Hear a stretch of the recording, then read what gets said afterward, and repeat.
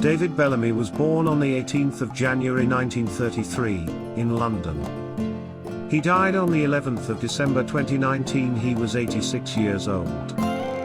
David Bellamy OB was an English botanist, television presenter, author and environmental campaigner. He was an English plant biologist and television presenter working mostly for the BBC. Until the BBC disliked him telling the truth concerning carbon dioxide. This is what David Bellamy thought of the nonsense of global warming or climate change just before he died. Whatever the experts say about the howling gales, thunder, and lightning we've had recently, one thing you can be certain. Someone, somewhere, and there is every chance it will be a politician or an environmentalist, will blame the weather on global warming. But they will be 100% wrong. Global warming, at least the modern nightmare version, is a myth. I am sure of it, and so are a growing number of scientists. But what is really worrying is that the world's politicians and policymakers are not. Instead, they have an unshakable faith in what has, unfortunately, become one of the central credos of the environmental movement. Humans burn fossil fuels, which release increased levels of carbon dioxide, the principal so-called greenhouse gas, into the atmosphere, causing the atmosphere to heat up. They say this is global warming. I say this is poppycock. Unfortunately, for the time being, it is their view that prevails. As a result of their ignorance, the world's economy might be about to divert billions to solve a problem that does not exist. The waste of economic resources is both incalculable and tragic. To explain why I believe that global warming is largely a natural phenomenon that has been with us for 13,000 years and probably isn't causing any harm. Anyway, we need to heed of some basic facts of botanical science. For a start, CO2 is not the dreaded killer greenhouse gas that everyone tells you it is. Without it there would be no green plants at all. That is because, as any schoolboy will tell you, plants take in carbon dioxide and water and with a little sunshine convert them into complex carbon compounds that we either eat, build with, or just admire, and oxygen, which just happens to keep the rest of the planet alive. Increase the amount of carbon dioxide in the atmosphere.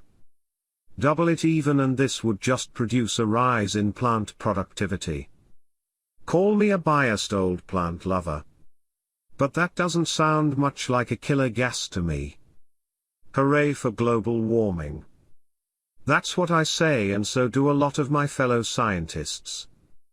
Let me quote from a petition produced by the Oregon Institute of Science and Medicine, which has been signed by over 18,000 scientists who are totally opposed to the Kyoto Protocol, which committed the world's leading industrial nations to cut their production of greenhouse gases from fossil fuels. They say predictions of harsh, harmful climate effects due to the future increase of minor greenhouse gases like carbon dioxide are in error and do not conform to the experimental knowledge. You couldn't get it much plainer than that. And yet we still have public figures like Sir David King, a scientific advisor to the government, making preposterous statements such as by the end of this century, the only continent we'll be able to live on is Antarctica. At the same time, he's joined the bandwagon that blames just about everything on global warming, regardless of the scientific evidence. For example, take the alarm about rising sea levels around the south coast of England, and the subsequent flooding along the rivers region. According to David King, global warming is to blame. But it isn't at all. It's down to bad management of water catchment areas building on floodplains and the incontestable fact that southern England is gradually sinking below the waves. And that sinking is nothing to do with rising sea levels caused by melting Arctic ice instead. It's purely related to the natural warping of the Earth's crust that was caused by ice ages. Those absolutely massive changes in global climate that environmentalists don't like to talk about. Don't like to talk about because they provide such a strong evidence that climate change is an entirely natural phenomenon. It was round about the end of the last ice age. Some 13,000 years ago that a global warming process did undoubtedly begin. Not because of all those Stone Age folk roasting their mammoth meat on fossil fuel fire campfires, but because of something called the Milankovitch cycles, an entirely natural fact of planetary life that depends on the tilt of the Earth's axis as it orbits around the Sun. The glaciers melted.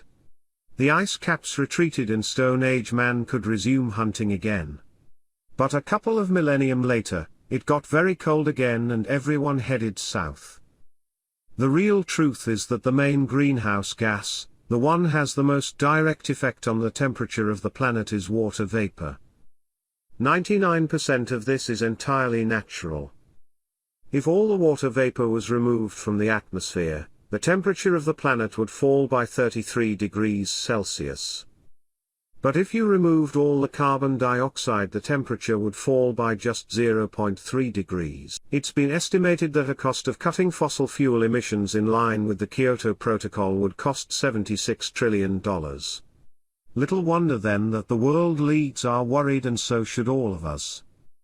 If we signed up to those scaremongers, we could be about to waste a gargantuan amount of money on a problem that doesn't exist.